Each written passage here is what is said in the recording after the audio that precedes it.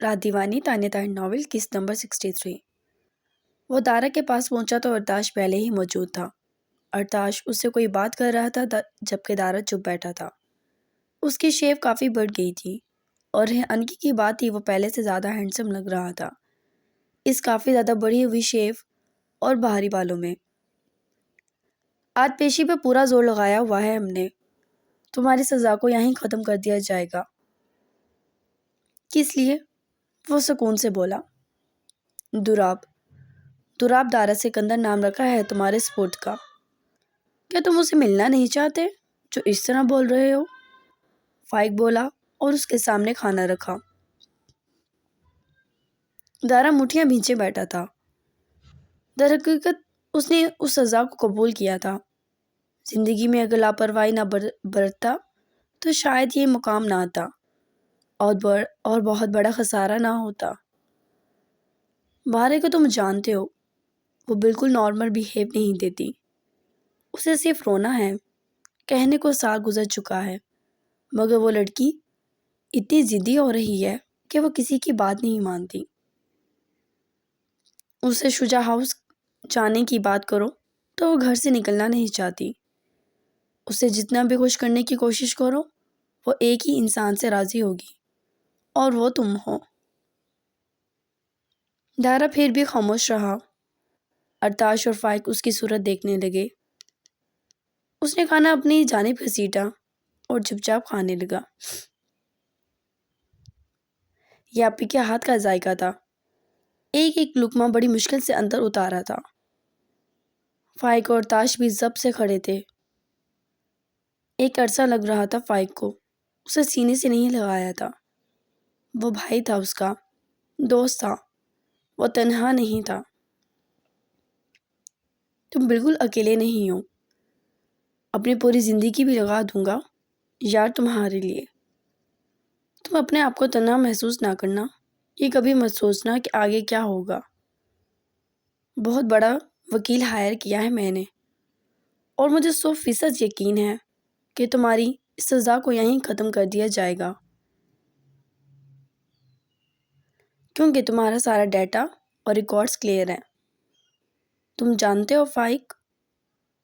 اس نے آنکھیں اٹھا کے ان دونوں کی جانب دیکھا۔ صرف بہارے کا قاتل مرا ہے ابھی، صنم کا قاتل اب تک زندہ ہے۔ وہ بولا تو ارتاش اور فائق شاکڈ ہی رہ گئے۔ کیا مطلب ہے؟ فائق کے دماغ میں گھنٹیاں بجنے لگی۔ دارا اسے سنجیدگی سے دیکھنے لگا۔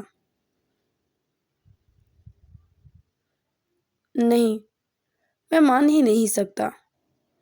فائق وہ چونک رہا تھا کہ بلال ایسا بھی کچھ کر سکتا ہے۔ یہ پردے ابھی پورے نہیں ہٹے، ابھی باقی ہے، اس نے کہا اور کھڑا ہو گیا۔ کوشش کرو مجھے جلدی باہر نکلوانے کی۔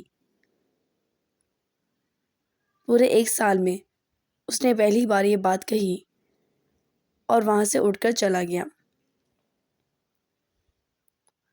ارتاش اور فائق ایک دوسرے کی شکل دیکھ کر رہ گئے۔ اب اس کیس کو میں خود سولو کروں گا، ارتاش نے مٹھیاں بھینچ کر کہا اور وہ دونوں ہی وہاں سے باہر نکل گئے۔ یار ورشا، تمہارا دماغ تو ٹھیک ہے، تم نے لیپ ٹاپ پر پانی پھینک دیا، پہلے ہی مجھے ان دونوں پر غصہ چڑھ رہا ہے۔ ورشا افسردہ سی ہوگی، واقعی اس سے غلطی ہو گئی تھی، آپ صاف کر لینا، مجھ سے غلطی سے گر گیا، اب جان بوجھ کر تو نہیں پھینکا۔ وہ معصومیت سے بولی۔ تو تھپڑ کھاؤ گی نا تو سیدھی ہو جاؤ گی۔ سر جھٹک کر وہ ٹاول سے لیپ ٹاپ صاف کرنے لگا۔ جیسے ہی آفس سے آیا تو پتہ چلا کہ فائق جا چکا ہے اور ارتاش کو کال کی تو اس نے بتایا کہ وہ لوگ نکل گئے ہیں۔ وہاں سے اسے شدید تب چڑھی تھی اور اب اس کی بیگم محترمہ نے پانی ہی الٹ دیا تھا۔ آپ کا سارا غصہ تو مجھ پر ہی نکلنا ہے، حالانکہ آپ کہتے تھے کہ آپ بس تمہاری ہی مانوں گا، اپنی ہی منواتے ہیں۔ اسے یاد آیا کہ کل رات اس نے کس طرح اسے زج کیا تھا. تو تم شکر مناؤ کہ میں رعایت برتا ہوں تمہارے ساتھ، کیونکہ میرے پاس تفصیل سے وقت نہیں اور اتنے میں ہی تم منہ بنا لیتی ہو. وہ ترچھی نظروں سے اسے سرخ ہوتا دیکھتا مسکرا دیا. معاذ ایک بات کہوں؟ ورشا کو کچھ یاد آیا تو اس کے ساتھ بیٹھ گئی. تم بات نہیں، حکم کرو. وہ اس کے شانے پر ہاتھ رکھ کر نزدیک ہو گیا. ایسے کیسے؟ میں ایسے نہیں بول سکتی. وہ کچھ شرماتی ہوئی سی الگ ہوئی. بہت وقت گزر گیا. آپ فرزانہ آنٹی کے پاس نہیں گئے، ان کی جانب دیکھا بھی نہیں. آپ ان کے بیٹے ہیں. انکل ان سے بات نہیں کرتے. اینی اور اب تو سہائے ارتاش بھیا کی وجہ سے ان سے بھی ان کے پاس نہیں جانا چھوڑ دیا. وہ اکیلی ہو گئی ہیں، ہر وقت روتی رہتی ہیں. اس طرح مت کریں آپ لوگ. غلطیاں تو بڑے یا چھوٹے سب سے ہو سکتی ہیں. کسی کو تنہائی کی موت تو مارا نہیں جاتا. وہ بولی. معاذ چپ ہو گیا. انہوں نے جو کچھ کیا تھا ٹھیک نہیں تھا. اگر جو ہم ان کی باتوں میں آ کر ذرا بھی چوک کر دیتے تو شاید 1 سال نہیں ساری زندگی کے لیے پچھتاتے. وہ اپنے آگے کسی کی بات نہیں سنتی. وہ بولا. لیکن ایسا ہوا تو نہیں؟ پھر اب مزید سزا کیوں دے رہے ہیں آپ؟ آپ لوگ مجھے اچھا نہیں لگتا. آپ کو چاہیے آپ اپنی ماں کے پاس جائیں. فیضان انکل کو کہیں اور اینی اور سہائے کو بھی کہ وہ اپنی ماں کو وقت دے. وہ بولی. معاذ نے سر ہلایا. واقعی بہت وقت گزر گیا تھا، لیکن بیچ میں اتنا سب کچھ ہو گیا کہ سمجھ کچھ بھی نہیں آیا. Goodbye. وہ مسکرا دی. Oops man. اس نے تصدیق کی.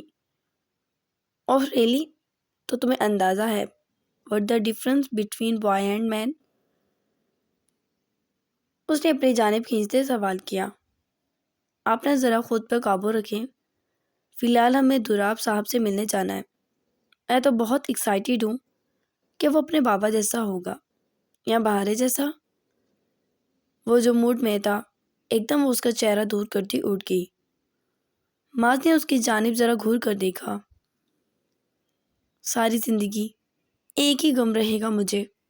میری بیوی کا آئیڈیل کون ہے؟ آئیڈیل تو نہیں کہا، بس یہ ہے کہ کسی انسان کی پرسنالٹی اچھی ہے تو آپ جیلس کیوں ہوتے ہیں؟ وہ ہنس دی.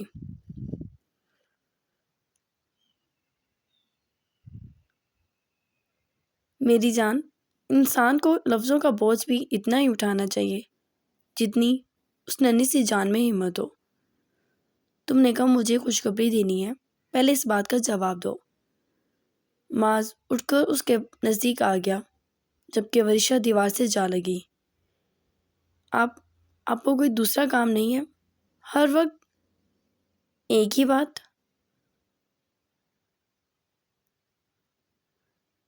یار کام کر کے بندہ تھک جاتا ہے، اور میں کتنا شریف ہوں. باہر منہ مارنے کے بجائے. معاذ. وہ اس سے پہلے بہکتا ہوا اس پر جھٹکتا جھکتا کہ باہر سے آتی ارتاش کی آواز پہ بوٹیاں بھیج گیا. دل تو کرتا ہے ان سب کو سڑی سڑی گالیاں دوں. خود تو باپ بن کے، اور جس کی شادی پہلے ہوئی تھی وہی منہ اٹھا کے پھر رہا ہے. غصے سے بھڑک کر وہ دروازے تک پہنچ گیا جبکہ ورشا مسکراتے ہوئے واش روم کی جانب چلی گئی. کیا ہے؟ معاذ نے غصے سے پوچھا. کچھ شرم کر. وہ دونوں ہی جانتے تھے وہ کس کے بارے میں بات کر رہے ہیں.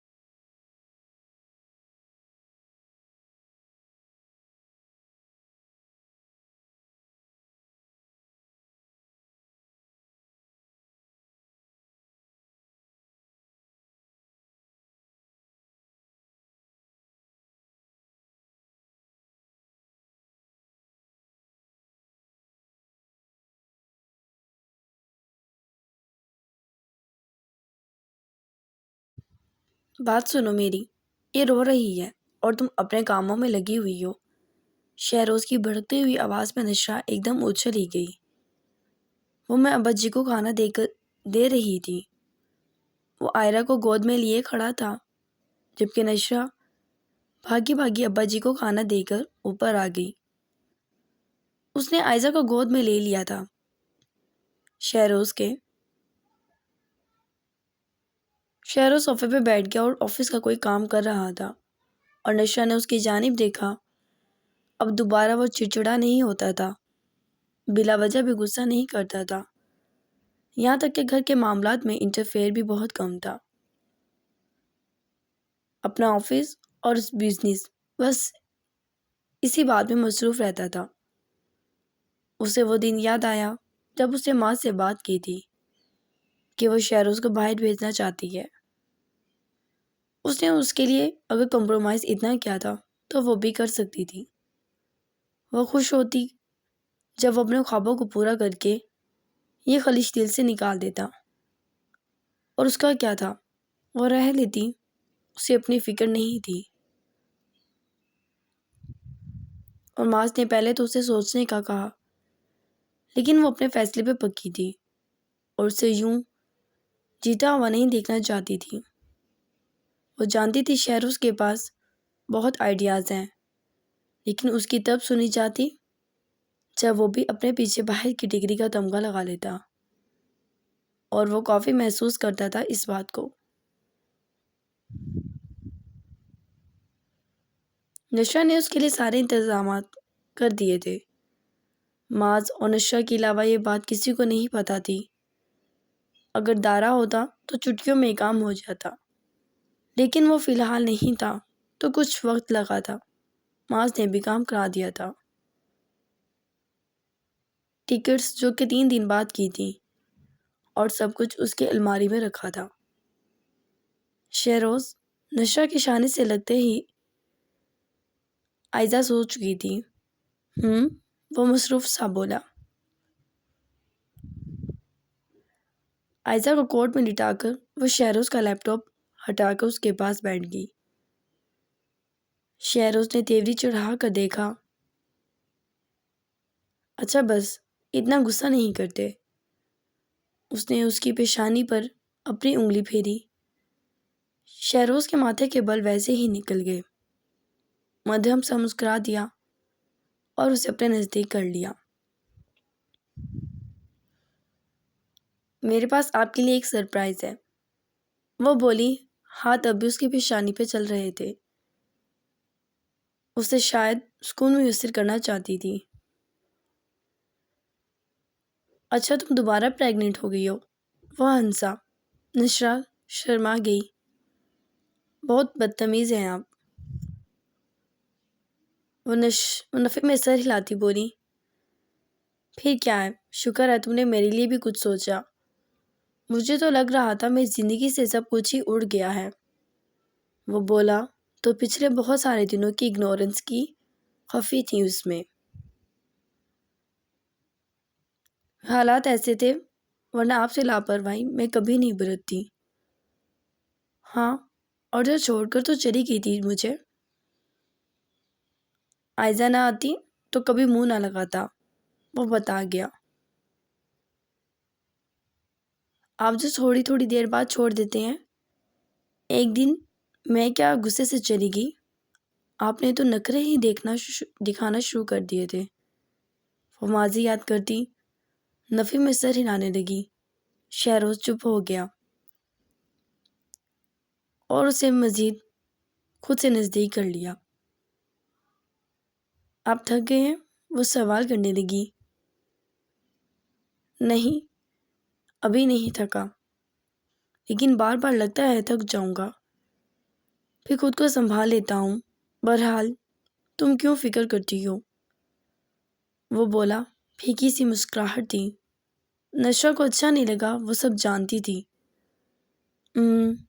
پہلے آپ کو سرپرائز دوں گی، اس کے بعد بات کریں گے۔ وہ خود کو اسے چھڑاتی اٹھ گئی۔ شہروز اسے دیکھنے لگا جو بچوں کی طرح کمر کے پیچھے سرپرائز چھپا کر لائی تھی۔ وہ ہنسی روکنے لگا آپ آنکھیں بند کریں، وہ بولی۔ شہروز نے آنکھیں بند کر لی، لبوں کی تراش میں مسکراہٹ تھی دونوں کے ہی۔ چلیں اب کھولیں۔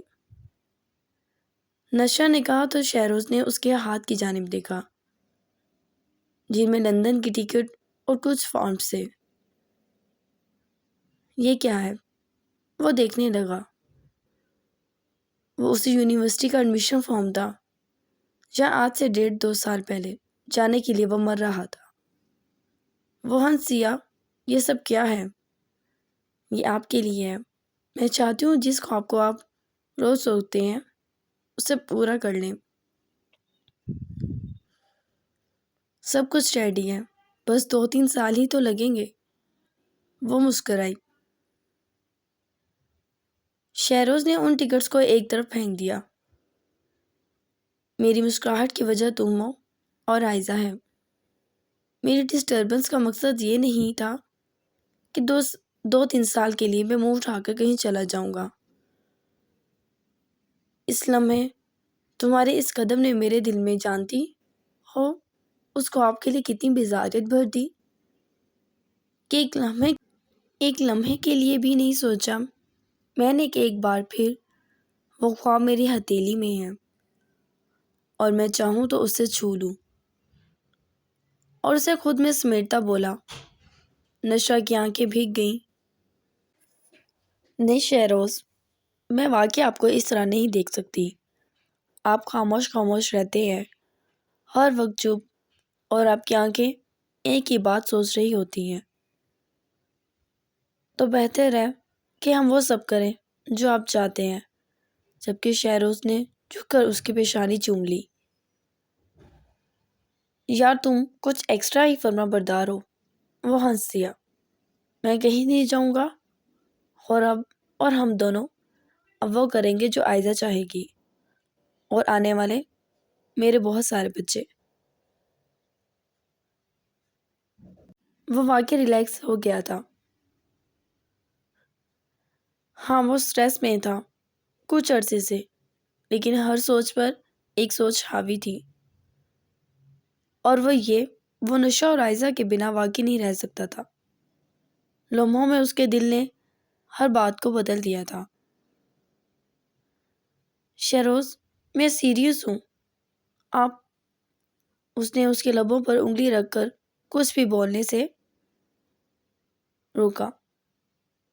میں سیریس ہو گیا تو اچھا نہیں لگے گا کہ دن دہاڑے میں سیریس ہو گیا۔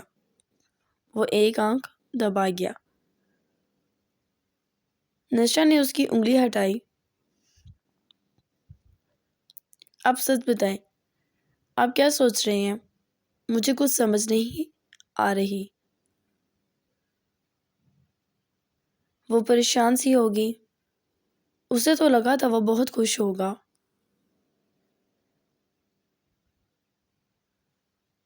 اب تم کم عقل سی ہو، میں کیا کروں؟ وہ افسوس سے بولا۔ نشا نے منہ بنا لیا۔ شہروز ہنس دیا۔ تمہارے بنا نہیں رہ سکتا، بس ایک بات سمجھ آ گئی ہے۔ وہ آہستگی سے اس کے کان کے نزدیک بولا۔ اور میں کوشش کروں گا تمہاری ساری شکایتوں کو ختم کر دوں۔ وہ نرمی سے بولا۔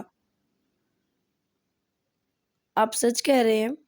پلیز میرے اور عائزہ کے بارے میں مت سوچیے گا۔ میں نہیں سوچوں گا تو دوسرا کون سوچے گا؟ وہ ہنسا۔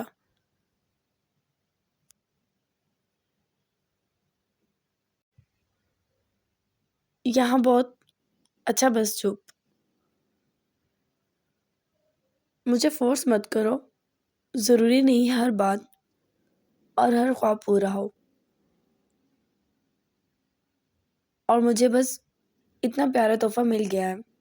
وہ اس کا گال تھپتھپا کر اٹھا اور اپنی بیٹی کے پاس چلا گیا۔ نشا مسکرا دی۔